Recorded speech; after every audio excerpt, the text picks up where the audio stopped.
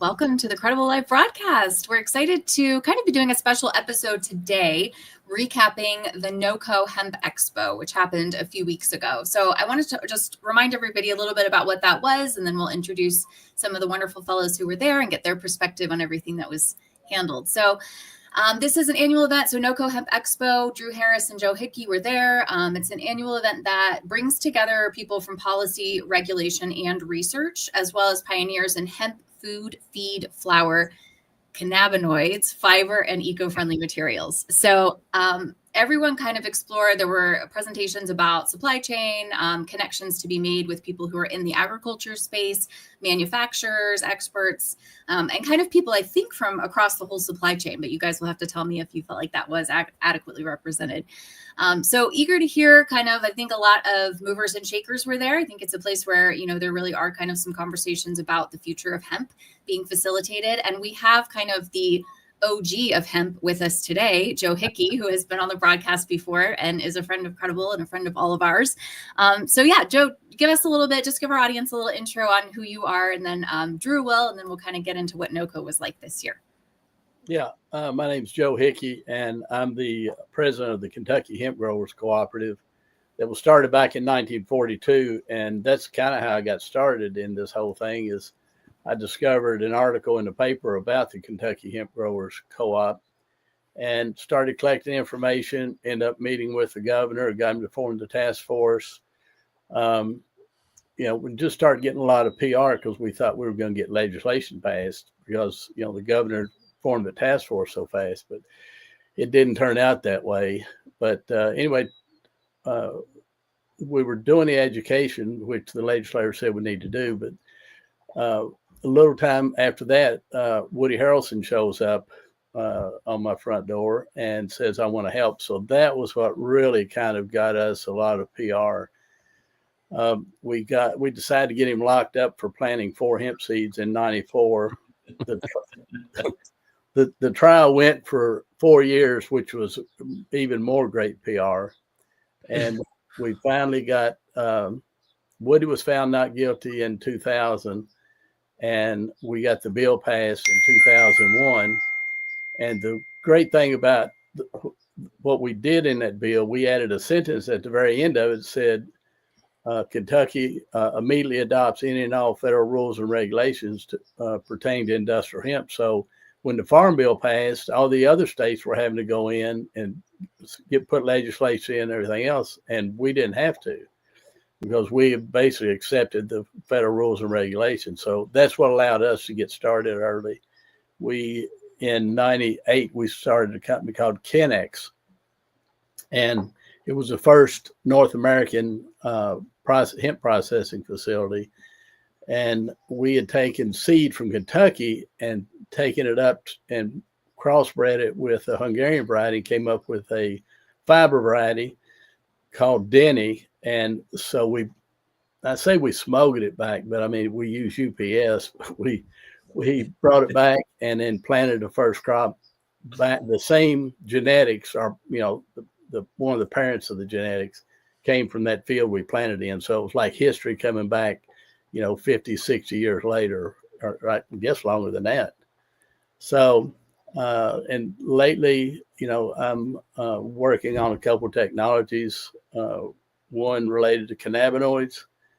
But to me, the main thing right now is to get legislation policy squared away where the farmers can grow hemp unabated by these draconian rules and regulations that we're dealing with right now. So take it away, Drew. Yeah. Tell us about yourself, Drew, because we're going to get into those draconian rules in just a second here. Great intro. And Joe, I got the pleasure to meet you back at NoCo and got some really good insight. But Drew from Qredible, run national accounts, was an operator in the space and was able to first become a customer of Qredible before joining Qredible full-time now for about 2.5 years. And looking forward to the discussions moving forward here. So I spent the first like 30 years of my career on airplanes, like 200 100,000 miles a year. So now I get to say, Drew, get on an airplane, go check this place out. So I stay home a lot more than I used to, but I was glad that Drew got out there for Qredible and got to spend some time with you, Joe.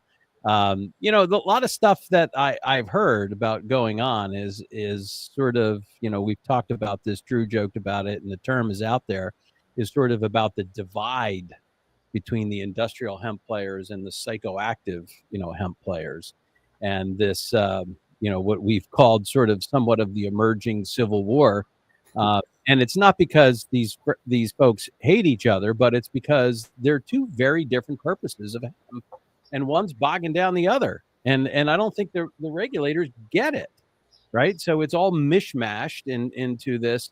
And because we took the 2018 Farm Bill and kicked the can down the road again, there's been some discussions about making that separation. But talk to me a little bit about that, sort of that divide that exists and between the industrial hemp players and the psychoactive hemp players, and what needs to happen to bring harmony, to the market.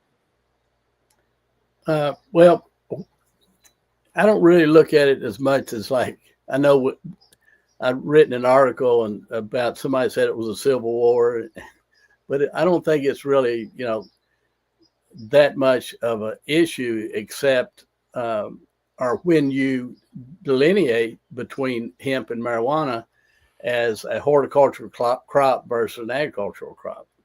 Mm-hmm. And I think one of the issues, especially in California, that the hemp folks got kind of tied up in, is that when you're growing the hemp, it's going to pollinate the marijuana that's out there. So I think that was like a big deal in California, is why hemp has got such a bad rap out there.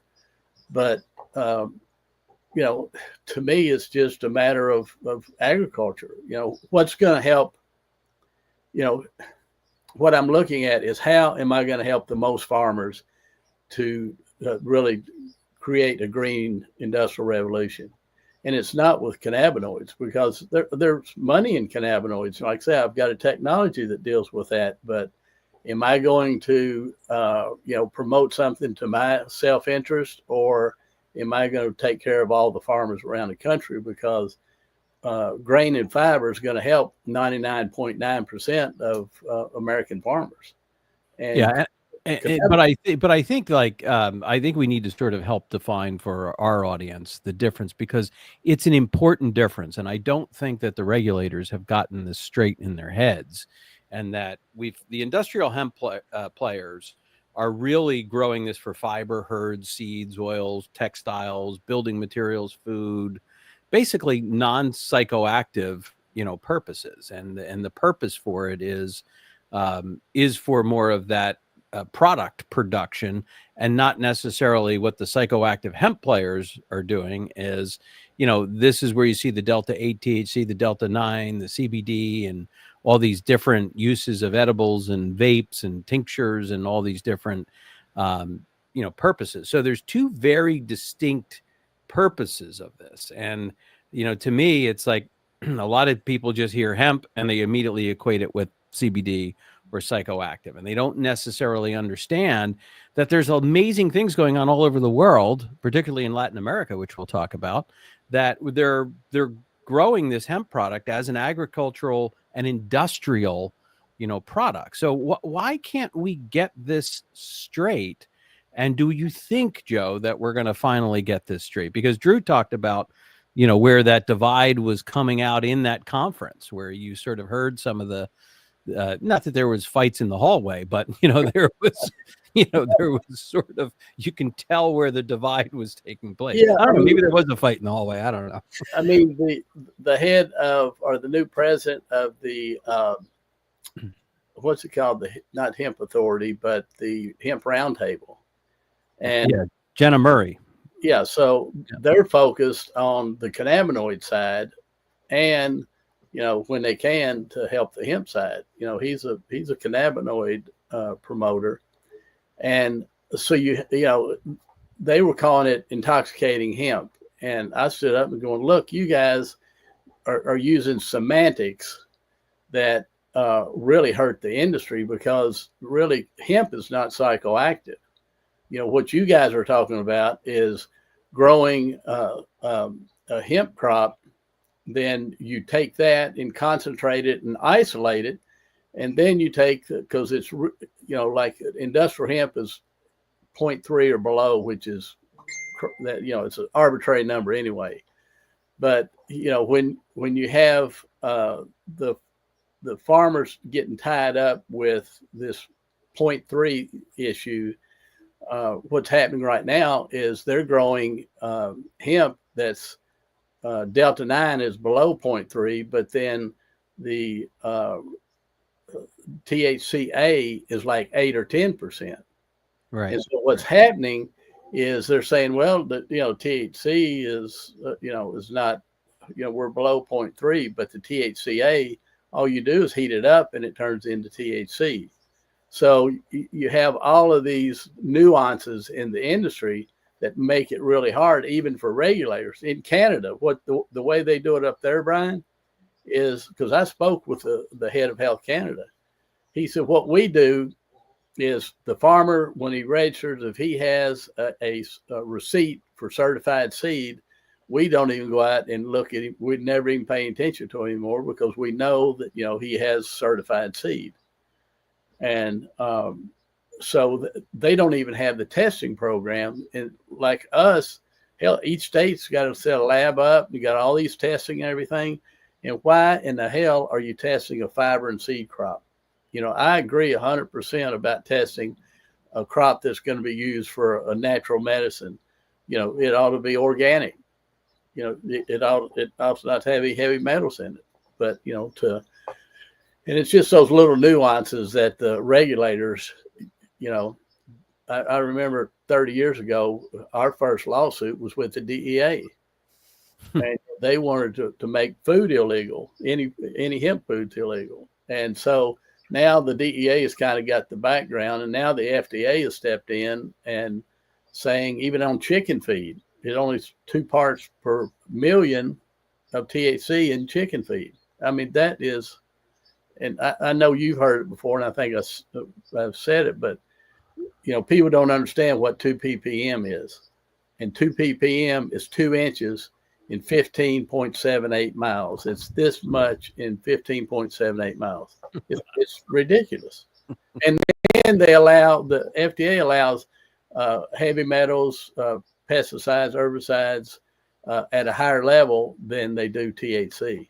All right. So I want to sort of talk about that. And first of all, let me just clarify one thing. So we talked about Jenna at the U.S. Hemp Roundtable. So she's the president of the Hemp Roundtable, and I think the president of the U.S. Hemp Authority, which is sort of a sister organization to the Hemp Roundtable, was there. Yes. And, Chris Fontes. Yeah. So Chris Fontes was there, and he was in attendance, and he was probably the one that was talking about that. But I think that the important distinction to me is that we got to get that separation correct. And one of the things that's driving this problem, I think, is we have an out-of-date farm bill. So we have an out-of-date farm bill that is not really making the distinction. It's just making the problem worse, throwing everything into the same bucket. It's number one. Number two, unlike Health Canada, where they've been able to federalize their programs right across the entire country, we don't have that. We have this mishmash of state programs that, not only do we have the confusion between the psychedelic and the agricultural, but we have this mishmash of regulations that is misregulating in pretty much every state this problem. So we've got this fabric of problems, from that area. And it seems like until we get the farm bill right and get the definition correct, and we bring in the experts to really study, which I think they're starting to line up to do, we're never going to get this right. I mean, no, I agree. No, I mean, the regulations are that's the cornerstone of the industry, because you can overregulate. This is what they did back in 42 when the hemp mills had cranked up for the war effort. And what they were doing, after the war, and I guess during the war too, if you wanted if you had like 5 different barns and one processing barn, if you moved anything from one barn to another or into the processing facility, you had to have it's not a DEA agent. I forget.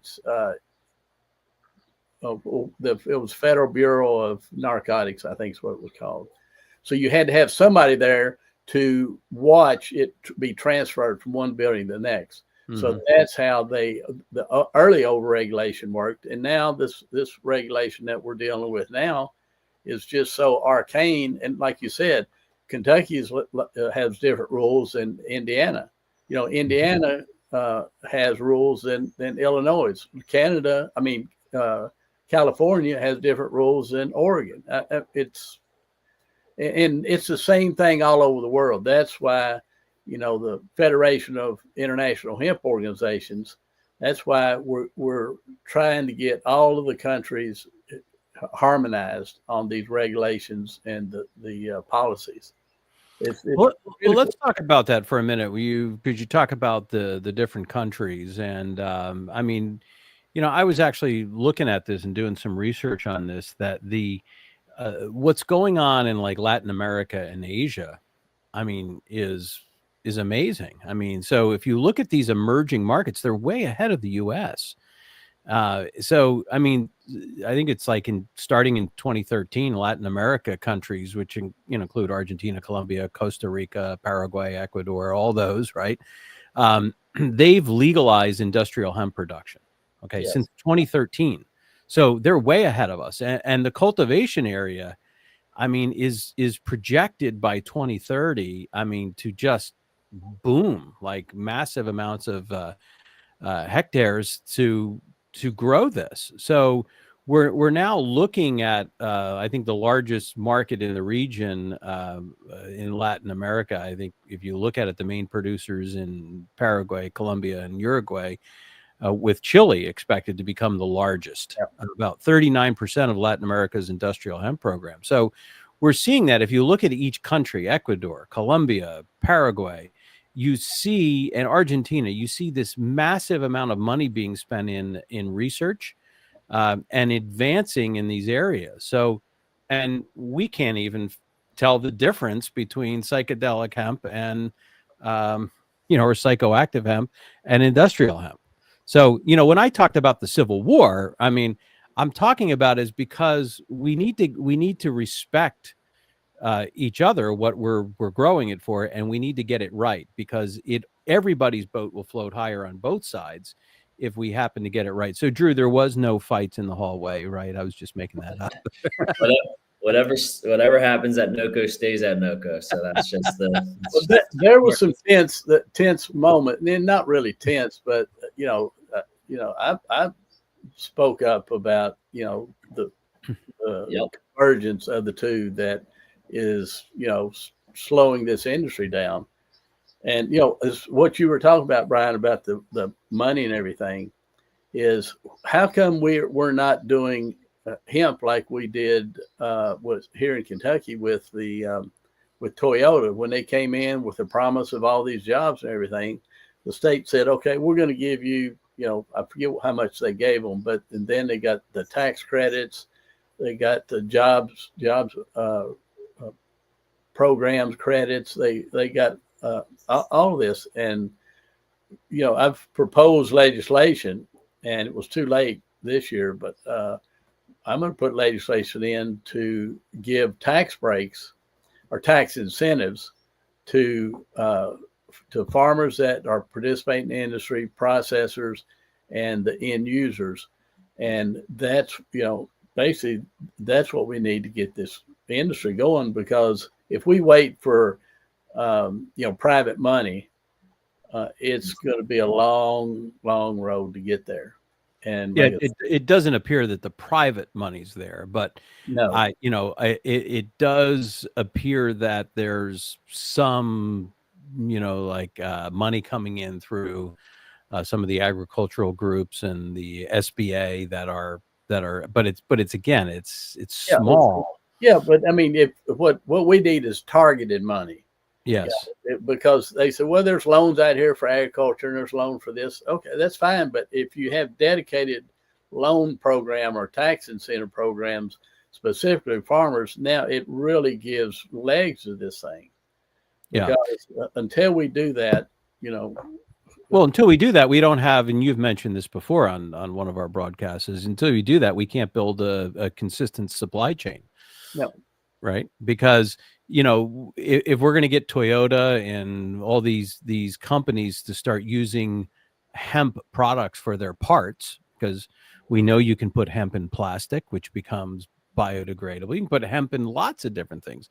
But until we get this funding, until we give the incentive, until we understand the difference between industrial hemp and take all of these inane policies out of the way, we can't put the money in to create the supply chain that's going to drive manufacturers to change the material they use. Because if they have an inconsistent supply chain or with low supply, then we're never going to see these big companies start to, Ford's not going to start making fenders with hemp until they can get their hands on a predictable supply chain. Well, I don't know if you read that latest article I wrote about trying to get everybody to the industry, the farmers, processors, everybody together. But there was a survey, 68, or was it 86? I think it was a high number of when they surveyed people that would use plant-based products. And then it said, would you support a company that was producing plant-based products? And again, it was up in the high 60s. So the wheel is there for the people. It's like when we first started, we tried to get legislation passed, and they said, no, we're not going to touch it with a 10-foot pole because people will think it's marijuana. And so they said, what you got to do is go out there and educate. So I think that's where we are right now, is educating the Fortune 500 companies. Yeah, because there's a danger I'm going to go out and smoke the bumper on my car or something. I mean, it's crazy. And, and like I said, if you go to the company, to one of these big companies right now and said, we want you to switch over and start using hemp. And, whoever's the head of the company is going to go, okay, so how much is it? Well, we don't really know. Well, what kind of quality do you have? Well, we think it'll be good quality. And well, what do you have a supply? What's your supply chain look like? Well, we really don't. Get the hell out of here. That's what they're going to tell you. But if you go in there and say, okay, look, I'm going to give you the opportunity for the best PR that you could ever possibly get, and it's not going to cost you anything. All you have to do is just sign a pledge saying that if and when the farmers can supply you with a guaranteed supply chain, the quality and the pricing that you want, that you'll participate in the industry. Once you sign that, now you can go out there and say, Toyota is here to help American farmers. We're here to be good corporate citizens. We want to help develop this rural area around our plant. And now why wouldn't it? I mean, is that happening? Like, are you getting traction on that, or is that like slowly happening? Well, we have the Federation of International Hemp Organization has the pledge on there that people can go in and sign the pledge saying that they'll use it whenever it's available. And in Hemp Today, there's an article or a piece in the magazine coming out Monday or Tuesday. And it basically talks about the same thing about, we've got to get this supply chain and, all the pieces, get everybody together and sit down and going, okay, I'll grow it if you're going to buy it from me and process it. And the processor is going to say, okay, well, I'm willing to put the money up to build a processing facility because the farmers are here. I just need the markets to accept this. Right. And the markets are over here going, well, we're not really going to do anything until we know that you got a guaranteed supply chain and the quality and everything's going to be there. So it's like everybody's sitting on the side waiting for somebody else to do something. Well, everybody needs a takeout because, I mean, look at what happened in 2019 when all these farmers, a lot of them switched from tobacco and took portions of their fields and grew hemp, and particularly in Kentucky. And a lot of farmers got hurt, and nobody wants to go through that again, right? So everybody needs a takeout. So the farmer needs to know that if he's going to grow or she's going to grow, that there's going to be a takeout at the end of the day.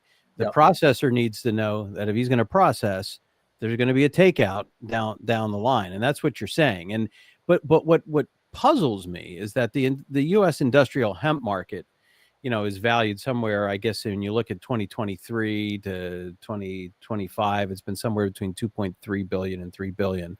But they're projecting growth of almost 14 billion by 2032 at a 22% compound annual growth rate. Okay.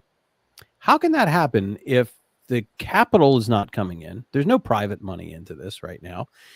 How is this going to happen? And what are people doing with it if there's literally no promise of the supply chain? So where are these growth numbers coming from? People just daydreaming, or is I don't know if they're daydreaming or not, but I think that if the government stepped in and started working with the farmers and processors and the end users, the government could easily come in and going, okay, we're going to help here, guys. If you guys are going to get this industry going, we're going to help you out. We're going to give you tax breaks, and that would change everything. Just having one company sign that pledge is like, if one company signs, like an Apple or Tesla or Ford, any SpaceX, if they sign that pledge, then one person signs it, then the next person, what Ford did it, we ought to do it. I think it's just a matter of who's going to jump first, and once it starts, I think it's going to be a cascade. I don't think the industry is going to be. This industry is going to take another 20 years to really mature into a commodity. Yeah, but that's not that long from now. I mean, 20 years, right? So that's if we are working if we're all working together to create this thing, because like I say, you don't have to create the equipment that's there. You don't have to create the farmers that there. You don't have to create the market. All that's there. What you have to create is an industry, and creating an industry is totally different than anything else that's been done like this for a long time. Going to space was creating an industry. The new cars, when they were started, that was a new industry. So yeah, but I mean, but look at, like, I don't know if it's the start of a new industry other than it's the progression of existing industries. Like if we look at when electronic vehicles came along, I mean, the regular car manufacturers jumped in, right? Ford made a electric pickup truck, right? So, I mean, it started with the innovators and Tesla, et cetera, but it quickly started to go into these other manufacturers. So everybody is talking about electronic vehicles, but, and by the way, still a big carbon footprint on electronic vehicles, and still no practicality for those things. But here we have a very practical industry, and it's just mind numbing to me why there's a separation. And by the way, Drew is sitting there in the dark because he was afraid I was going to ask him questions. So he's in the witness protection program. We was going to disguise his voice. I really wish we'd given him a voice modulator. This is so what happened at Hemp at NoCo? Well, when you got Joe on, and he's a wealth of knowledge, and what I would say is, being at these conferences and you're talking about these industries and how it's going to grow, I think a lot of these big companies see hemp, and Joe, you've hit on this, is see hemp as the cannabinoid profile, because that's what's in their face everyday marketing.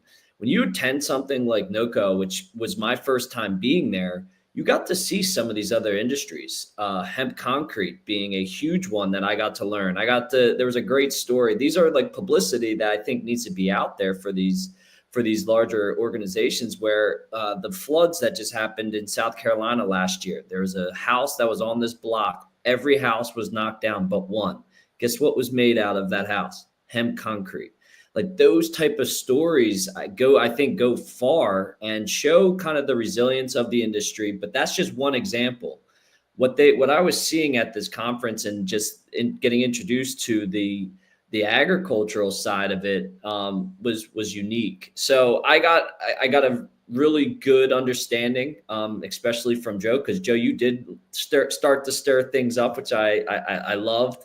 But it was true, and I still remember what you told me is everything starts at the farm, and we're forgetting them, and that was like, I thought was pivotal for me, and seeing this as there's two industries and we all have to work together. So Drew, what was the mix? Like if you look between the industrial side and the psychoactive end product side, do you think it was 50-50? You think it was balanced more on the industrial hemp side? I thought it was more towards the industrial, but we did have heavy hitters on the cannabinoid and the intoxicating hemp side. So we had a lot of the industrial, which I got to learn a lot of, and there's some really cool things that people are using hemp for. You're joking around like a bumper, and that's a possibility. Sure it is.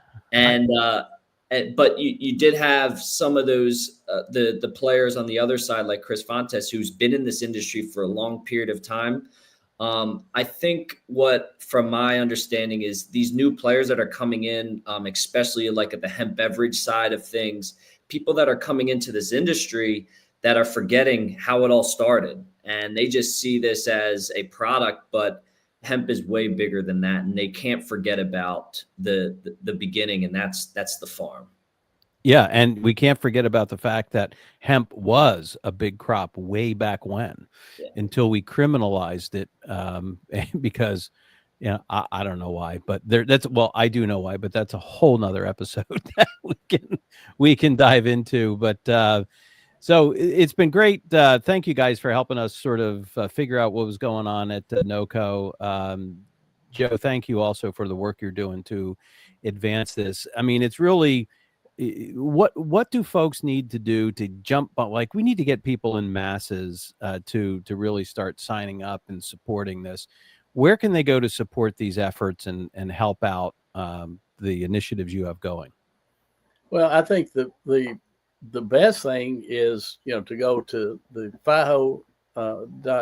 It's FIHO.org, and look up on the right-hand side. It says pledge, and click on that and sign it, or forward it to someone else in the industry. And I like the idea of doing some guerrilla marketing. So, I'm coming up with some ideas that are going to, we need PR. We need publicity. People need to understand that the farmers are the base of this. And, we would be in a whole lot different situation if Henry Ford and Hale was his name, and George Washington Carver started the Chemergy movement back when the Industrial Revolution was kicking off. And if they had been successful and we had used the carbons for the Industrial Revolution versus the hydrocarbons, it would have been a whole different story that we would have been into right now. And then the other thing that happened was I think it was 58, when they started the grass program, which is generally recognized as safe. They left hemp out of that because it was illegal. And so if it had been, grandfathered in like wheat and rye and barley and everything else was, we wouldn't be going through this. So there's just things in history that have happened that change things. And I think we had the potential of doing the same thing now, of having a hand in guiding this industry into becoming the commodity that it used to be. Well, that's it's a worthy effort. And what was that website again? FIHO, FIHO.org. It's Federation of International Hemp Organizations. Just think FIHO is off to hemp we go. FIHO. It's kind of how people memorize this. Right? Yeah. That's good. So go there. Let's support the great work that Joe's doing. And Joe and Drew, thanks so much for bringing us what happened, sort of the play-by-play, who was there and what's going on in the hemp industry. And by the way, if anybody wants to get to Drew, he's with us at Qredible.com. And he's Drew, Drew at Qredible.com. And next week we have a guest coming up, so I'm going to challenge Joy to pronounce this correctly. Come on now. I'm mumbling it to myself. No, I'm very excited about next week's episode. I mean, we love the idea of elevating, all the groups that are benefiting from these industries. So we have actually Robbie De Los Angeles on next week, who is on the retail side. For the Snoqualmie tribe. So it's one of the 500 federally recognized native tribes in the U.S. And to talk about they launched a cannabis dispensary last year and talk about how sovereign nations are able to leverage certain things and developing kind of their own infrastructures around cannabis retail. So it's going to be a great episode. That's awesome. We look forward to having Robbie on the show and then asking him if you pronounce that correctly. Well, but you have a week to practice, so we're in good shape. So, Drew, Joe, thank you so much for joining us on Qredible Live, and we'll see everybody next week.